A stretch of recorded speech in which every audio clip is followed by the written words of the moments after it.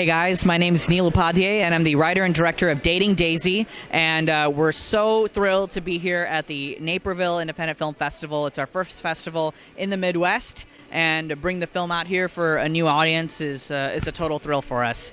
The film is a romantic comedy. It's about two passionate exes who decide to start things up again when they road trip back to their hometown for the holidays, and then of course their meddling parents get involved, and they end up with a whole family-sized portion of unsolicited advice, and as the parents start to play matchmaker, sparks start to fly and tensions rise.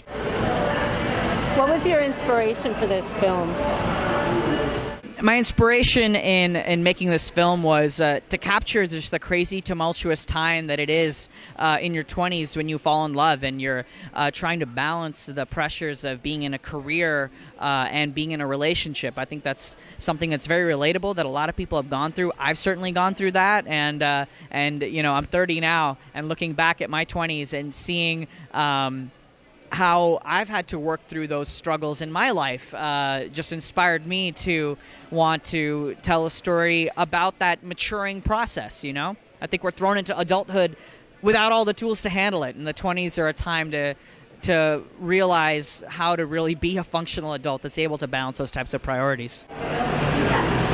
I want to ask you a question about the ending, which I know a lot of audiences might bring up in Q&A. Sure. Well, I'll do it without spoilers or something if I can.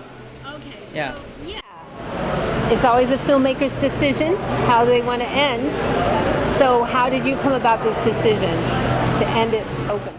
Well, I'd love to talk about the ending. Of course, I don't want to spoil it for anyone who hasn't watched. The film has a very particular ending, and you know, as you write a film, as you shoot a film, it's a very collaborative process. We did a lot of test screenings. We did test screenings with just women because this is a romantic comedy, and one of our leads is a woman, and I'm at a disadvantage as a man writing for a woman because I'm not a woman. And so we took feedback very seriously. But the ending is one thing that never changed. That's one thing that stayed consistent from the off. And when you see it, hopefully you'll understand why. Hopefully there's plenty of evidence in the movie for what, as a filmmaker, my point of view is on what the characters did or should have done. But the fun part of this movie for me is seeing that people bring their baggage into the theater, so to speak. You know, they bring their relationships in, and it affects who they're rooting for and the outcome that they're hoping for. And so it's fun for me to have that conversation with people when they're coming out of the screening, how they reacted to this very specific ending that we have for the film. What do you have next in the project lineup? The next screenplay that I'm writing right now is actually not for me to direct. It's an adaptation of the Ramayana, which is actually an ancient Indian epic. It's like the Homer's Odyssey of the East, and so it's a Lord of the Rings-esque film with giants and magic, very big, and it's a project that's being put together with some friends of mine from film school who are setting it up with some people that you know, I'm very excited about, and I'm excited to see where that goes. Great. Any tips for future filmmakers? Dating Daisy was my first feature, and I knew that regardless of all the experience that I had before this was going to be a very particular challenge. And so we decided to do something that people in the IT world do all the time, which was make a minimum viable product. Get the thing up on its feet as cheaply as possible and see if the actual bare bones work. And so what we did basically is, as soon as the film was cast, we invited all the actors together into a black box theater, and we shot the whole film in one day.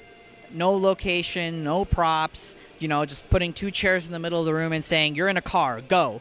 And I would get, you know, 2 takes at it and give it a little bit of direction, and we went through the whole film. And we cut the whole film together in 3 days. And then in under a week, I was basically able to put the film up in front of audiences, get their reactions, and it was so helpful for us because we were able to realize these moments worked, this didn't, this isn't clear, you know, the film's pace is lagging in this area. And I was able to do my final rewrite of the script based on having actually gone through the process of making my movie once.